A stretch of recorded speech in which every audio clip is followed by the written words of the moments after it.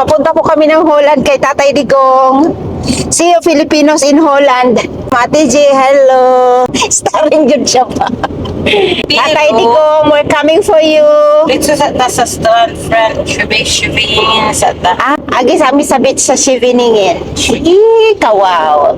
Makaalis ka agad. Wala mo kung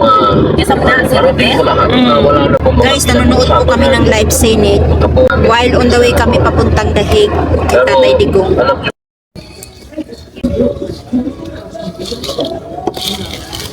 Hindi ka tatabaan. Oh. Nag-stop over kami guys dito sa McDonald's. Ayan, tapos na kaming kumain. Dito kami sa McDo. And then nakapag-jingle din. Pag-jingle. Magdanan, friend. So ito yung aming dalang car ni Mamang. Friend, you friend. Welcome to Shiviningin. Hi guys. Welcome. Ay, oh, daming ibon guys. Oh, as we are in Shiviningin. Guys, ito yung kanilang ano dito. Ay, dahil sa'yo Tatay Digong, nakapunta ako rito pangalawang beses ko na. Ay, ang mga lubot ninyo, bidyuhan. Dito tayo sa taas. Ayan po yung ating view. Hop. Hop. Ayan yung dagat. Ayun yung mga restaurants. Ayun yung Ferris wheel. Ayun pa sa kabila guys. Oh. Ayun yung flag ng Netherlands. Oops. So guys, magbibideo na lang po ako ha. Gusto ko na lang pong ma-document itong napakagandang lugar po ito na sa Shiviningin. So magbibideo lang po ako. And hindi po kalayuan ay nandun po sa ICC yung ating former President Rodrigo Duterte. So I'm sure kahit papaano may nalalanghap siyang beach vibe kasi malapit nga sa dagat po. Yan.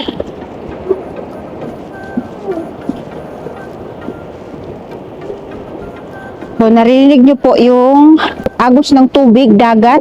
Punta tayo dun sa Ferris wheel.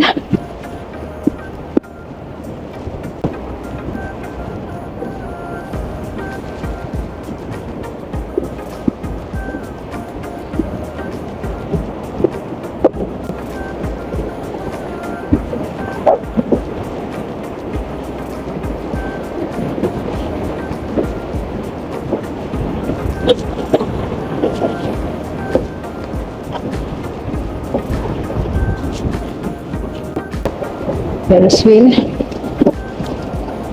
Mamang, picture ta dire. Yung mga kasama ko nandun. Kanya-kanyang sikap, no? Kanya-kanyang sikap talaga. Kasi guys, hindi madali man, drive ka ng 3 oras. Gising ka ng maaga, ganyan. Kailangan mong habulin yung oras kasi mahal din po yung parking, Dito sa Europe, everything is expensive. Oops! Ate J, picture ta dire! Yun.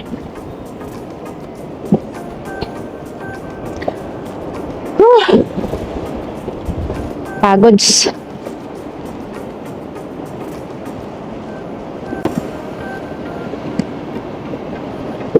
Halika, picture tayo. Halika, picture tayo. Picture ta, diri ka. Screenshot ko na lang. Nagbibideo yan, screenshot ko lang. Ganda oh. Itong background. Sige. Te, picture te? Ha? Ha?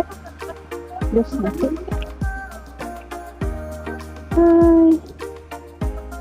Oy, ate, maghulog. Uy, magpaantas si tangkot ko. Kunyari lang ba? Ay, kana, si Kuya, subuan. Thank you so much. Saka ko, diri, bahala kayo dyan. Dito ako. Diri ka, prino, patong. Saka mi. Saka kayo mga gamay. Yada, yeah. Thank you. Naabala si Kuya. Thank you. Thank you. Other bigat. Kanya-kanya. Sige, go. Thank you.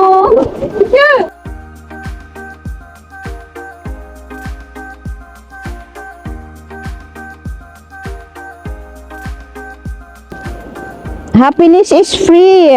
Kosinlos. Wow.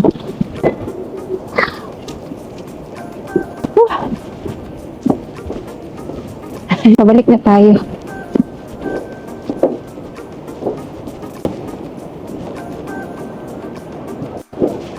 Hi guys, sobrang mahangin. And tapos na yung ating pictorial ko, no? Papatali ako ng hook. Ay, iwan na ako na aking mga kasama, guys.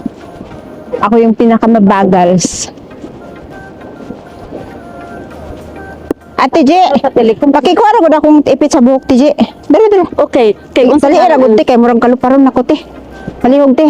kay unsa ngalan ani ay kaning nga Patali na ako, guys. nadaot pre napalong rag kalit dito sa noise. Nga Ang handi? sa noise na ako'y kuan dito Nan. sa noise napalong rag kalit. Ay, Kana nga napalong rag iya ha. ang handi? O tingali ang battery. Ah, dangki ate J. Okay na natin, dangki te. Ah, okay na. Ayan guys, nakapagtali na, oh. Natalian na tayo. Ay, ang ganda. Ang ganda dito, guys. Uy, sana kasama ko yung shots ko dito. Nandito na tayo sa center o sentrum ng Den Haag. Booking. Nakas Kita itag ayaw pag-like. the passage. Prepare ang dudogo. Ala, ote. Muna Bring him home. Bring him home. Magkakibida na na. Tomorrow ba na isa dito nga. Muno. Kuan, tarpulin, wala lain. Guys, tignan nyo, oh. Ang taas ng wall nyo. Ay, ano yung kanyang ceiling? Wow. Wow na, wow na, wow. Prituman dara. So, muna prituman. Dayong kitchen ako. Guys, may mga namit kaming Pilipina na taga Davao. Ayan po si ate. Galing pa ng US. Hi! Hi, thank you. Bye, salamat. Ayan, so nag-ano na sa kabila pala. Nasa opposite direction tayo eh. Ayan.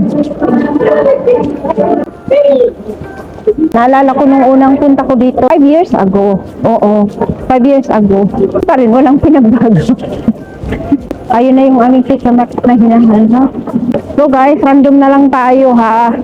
Para maipasyal namin kayo dito sa Den Haag or The Hague. Kung saan naandun si Tatay Digong. Ito yung kanilang shopping center. Sa may hagdanan, okay. Alao, magunsa. Ako ninyo ha. Oh, sige te. Turn off basically pa. Sige te, bye-bye te. Guys, dito tayo sa parliament ng Den Haag, The Hague. Nagwara-wara kami diri guys. So, ganda-ganda na kanilang mga building o ang tayog. Den Haag po, ibig sabihin yan ay The Hague. Den Haag yan sa Dutch. Pero in English, it's The Hague. Guys, we are in Barrio Pilipinas. Philippines restaurant. Ah! Ay, Kinsa? ang taga Denmark. Mayata. No, niya na beto siya gaina. Kita na punta dire. Sila gyud. Guys, Philippine restaurant here sa Den Haag. Ayan na.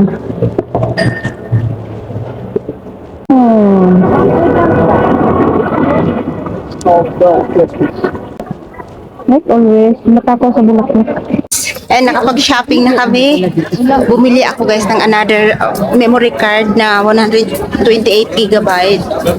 Kasi punong-puno yung ating pupunta pa po kami ng Tulips Farm bukas.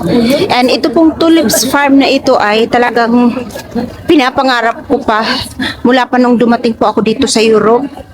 And dahil nga sa merong tulips plantation na malapit sa akin, sa city ko, like 15 minutes away by car, nakalimutan ko siya. But now, since nandito po kami sa The Hague, and yung Keukenhof po, papuntang Amsterdam is like 30 minutes from here. Kaya pupunta po kami bukas dito, mag-overnight po kami ngayon, and pupunta kami bukas doon sa Tulips Farm sa Keukenhof.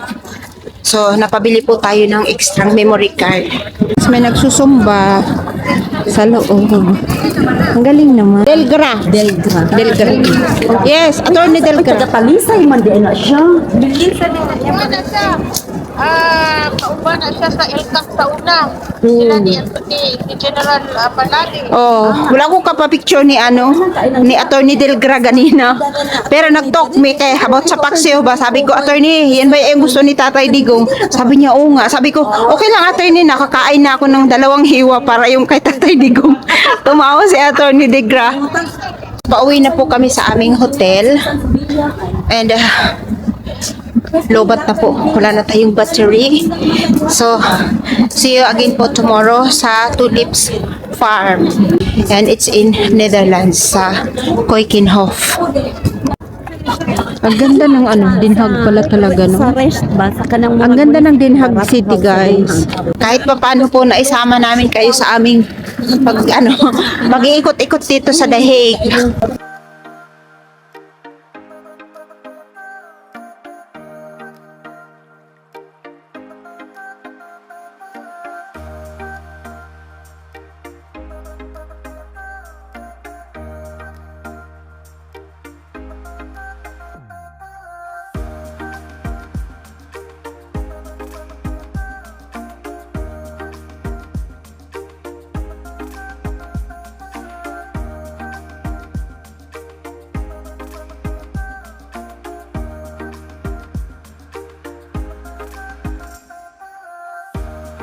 Alam niyo ba dito guys, kailangan ninyo, sir. takbo-takbo kasi nananagasa yung mga bike dito. Nananagasa sila guys. Ay, niyo dyan mag-picture. Oy, dali mo!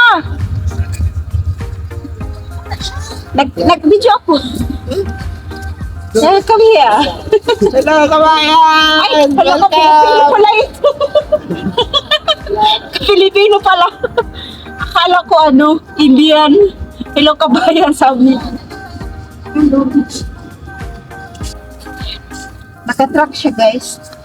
Nakatrack yung church sa ating likuran. Ang ganda. Photo muna tayo, no? Mag-picture muna po tayo.